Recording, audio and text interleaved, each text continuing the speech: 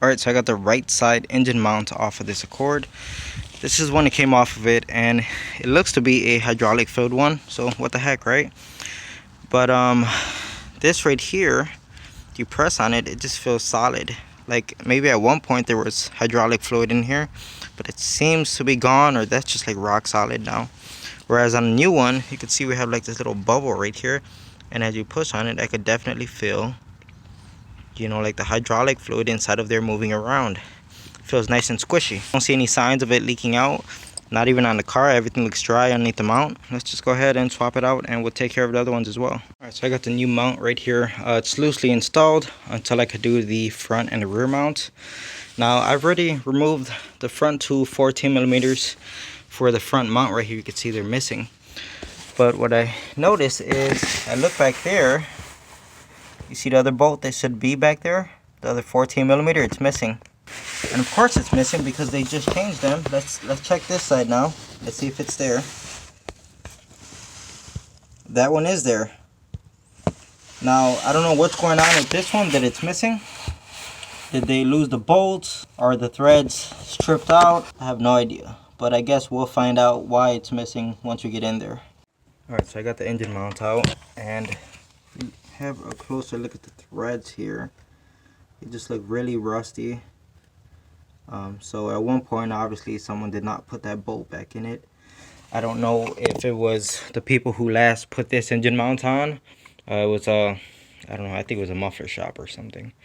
Or if it was like that before they got it, you know, who knows, maybe it was already missing that bolt before they got it and they just put it back the way it came back in. Anyway, I found plenty of things that were loose, like, you know, like say I had to move this out of the way in order to get the mount out, and when I went to remove it, all the bolts for it were loose. So it's clear that they had to remove the same things that I'm removing to get that mount out, and just everything's loose, you know, it's just whatever. So here's one of the bolts that goes in there, and I already used this nifty little tool right here to determine that the thread pitch is a M10 by 1.25. So let's grab a tap for that and see if we could tap the threads down there to accept a new bolt, and then I'll look for a new one. Before I start tapping that, I decided to look for a bolt first, because if I don't have one, then tapping it is just a waste of time. So I found one that I already lost. Oh, it's right here. I mean, it looked perfect. You might even think that it came off another Honda. Same length, same head on and everything, but the thread pitch is different. It's a M10 by 1.0 instead of 1.25 or 1.5, whatever the heck it is. But I did find a stud.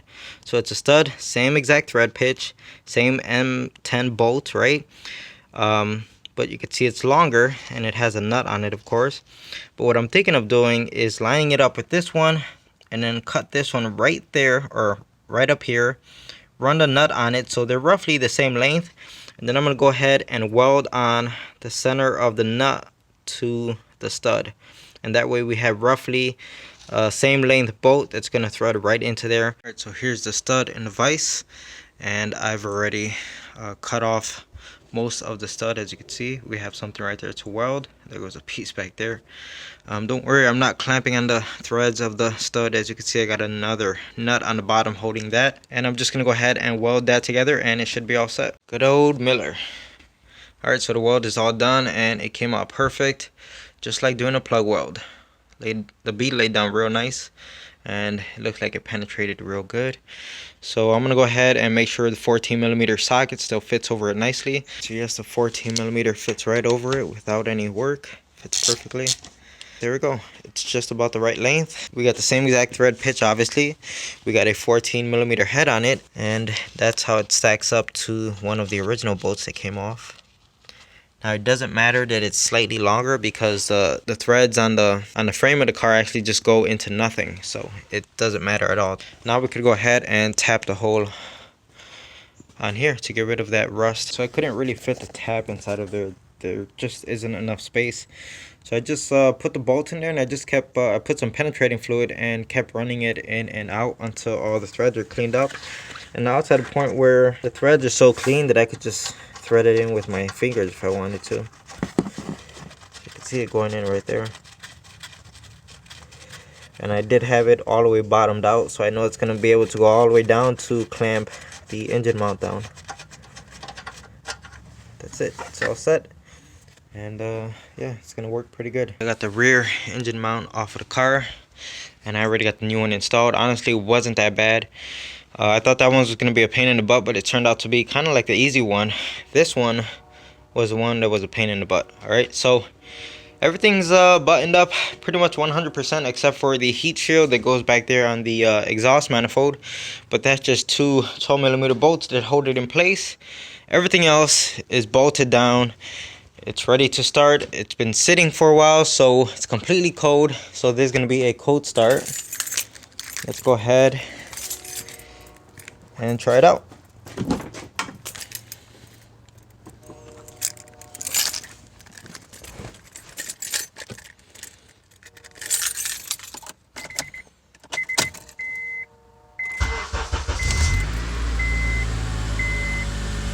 Alright, the steering wheel feels pretty smooth. I'm not lying, I'm not exaggerating. When it first got here, the car was already warmed up because they had just, driven it. And I could feel a good amount of vibration coming through it. This is a cold start where it should vibrate the most. And this is pretty good. I don't feel anything.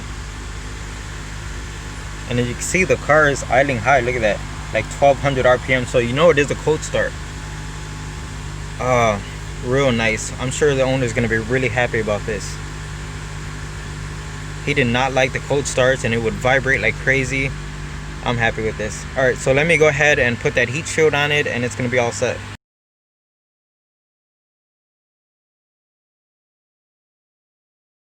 The Avalon, the one that I told the woman that it's going to need a set of valve cover gaskets because of all the oil that's leaking out. You can see it getting on the exhaust manifold and the same thing on the back. So it's been about a week. We were waiting for the new gaskets to come in. You can see I have everything right here. She hasn't been driving it because of all the, not the smoke. There's some smoke, but it's primarily the smell. Okay, while you're driving it, when she brought it over here, just by me walking up to the car, I could smell the burning smell of oil. Okay, so I'm gonna go ahead and dig into this tonight and start taking everything apart to put these new valve cover gaskets on it. So I started taking some stuff apart here, but I decided to actually just go ahead and start with the cleaning first. So you can see there's already a big difference, but I'm nowhere near done. And the reason for this is because we want to try to clean up all the mess and all the years of this thing leaking. Just number one, so it looks presentable, and number two, if we did develop another leak or it's still leaking after I put the gasket on it, it's more easily noticeable, I guess. And look at my poor little toothbrush here. I mean, it's getting dirty, but it's still good. Let's give it a try. Yeah, the toothbrush still works. So I did some cleaning right here. Got this surface pretty decent. Going over to the actual valve cover, as you can see, I already removed the gasket, and you can see as soon as you bend the gasket in half, you can see how it just cracks like that and just kind of breaks apart. These spark plug tube seals, they feel like they're hard plastic. They're supposed to be kind of like a rubber, nice and soft like these, but this right here just feels like hard plastic on all of them. So let's go through the pain in the butt of getting these out. These look original because whenever someone has changed these before, you have to bend up these little tabs. You see the tabs right there? You have to bend them up in order to get out these seals. And these don't ever look like they've been touched before. So that tells me these are the original seals from when this car was made. It's crazy. And it's not even leaking into the spark plug area. As you can see, I got all the new spark plug tube seals in place. New gasket is in all the way around. The engine is pretty much ready to go as far as cleaning. I'm just going to go ahead and apply the little dabs of silicone where I have to and put this valve cover back on it. Alright, so I loosely got my valve cover sitting in place. All of the spark plug tube seals have popped in nicely. And before I commit to tightening it down, just coming around with a mirror and making sure the gasket is completely in place. Make sure it hasn't moved, and pretty much do the same exact thing back here.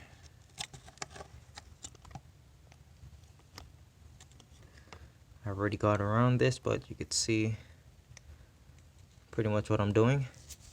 So everything looks good to me, so I'm just gonna go ahead and bolt this down and torque it down, and it should be all set. Now sure, I wish I could have cleaned the valve cover, but I don't have a parts washer here. Honestly, I don't got the space. If I had the space, I would have bought a parts washer a long time ago, okay, because it's highly beneficial.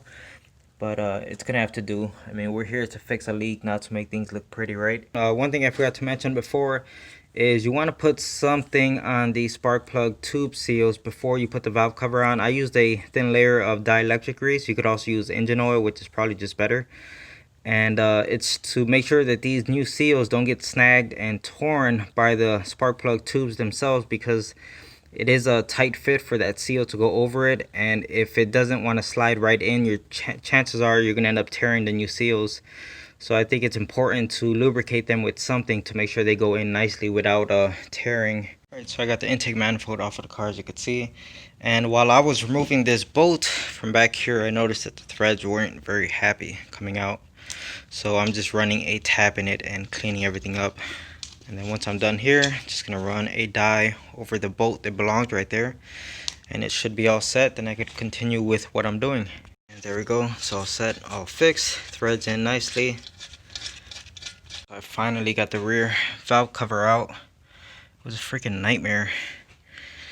Really difficult to get the valve cover out with the wire harness in the way. You could see I got it pulled up far enough. And then with the EGR pipe in the way. Now sure, you could take off the EGR pipe, but it just makes for more work. But what a freaking nightmare to get this thing out of here. I've done these before and I don't remember it being this bad. Maybe it was so bad that I tried to block it out of my memory. I have no idea. Anyway, here goes the valve cover, and just like the one in the front, everything's very brittle and just ready to crack.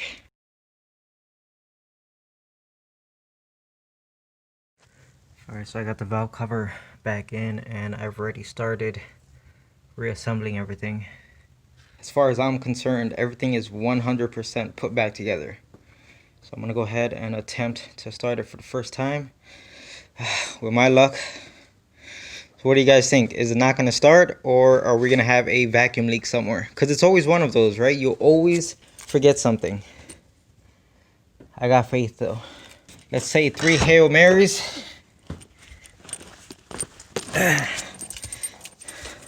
Alright, moment of truth.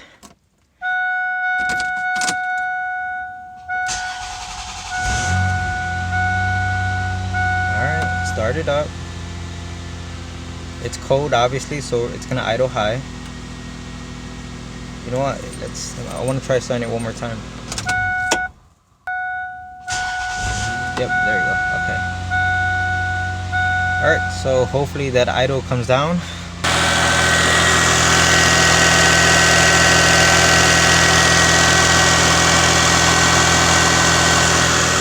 Okay, so it's still idling high, but it's only been like a minute or two. But I did find I left this clamp loose right here.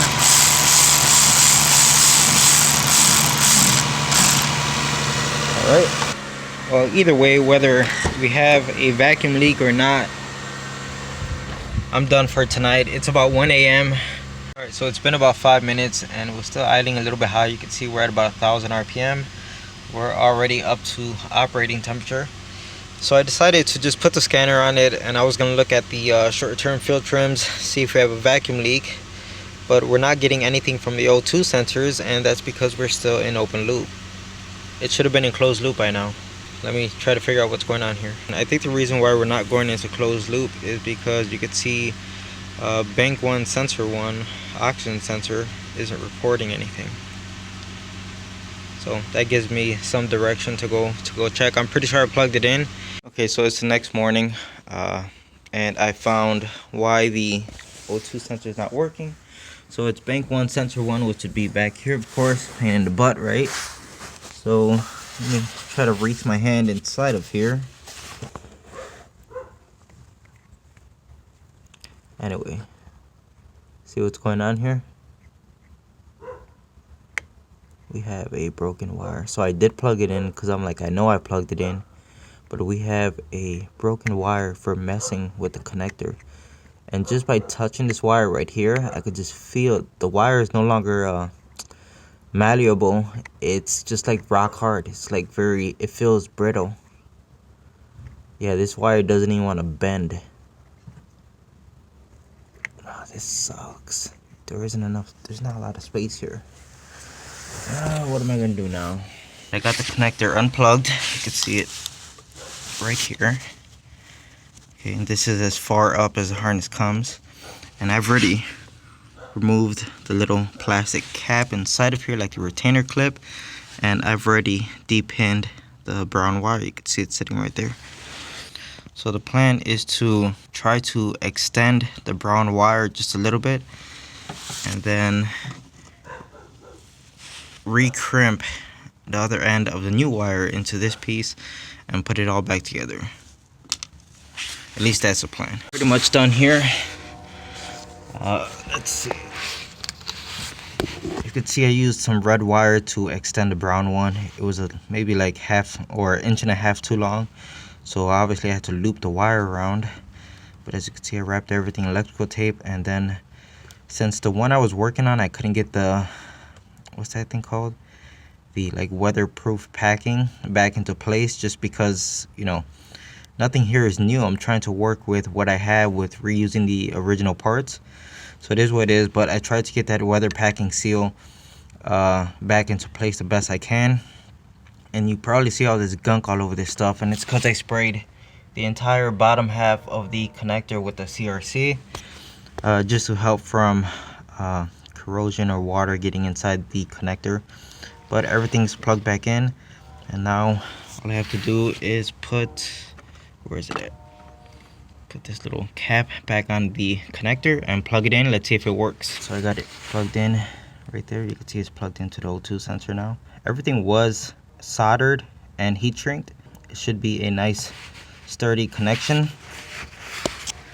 And I know what you're thinking. That must have been a pain in the butt to fix, right?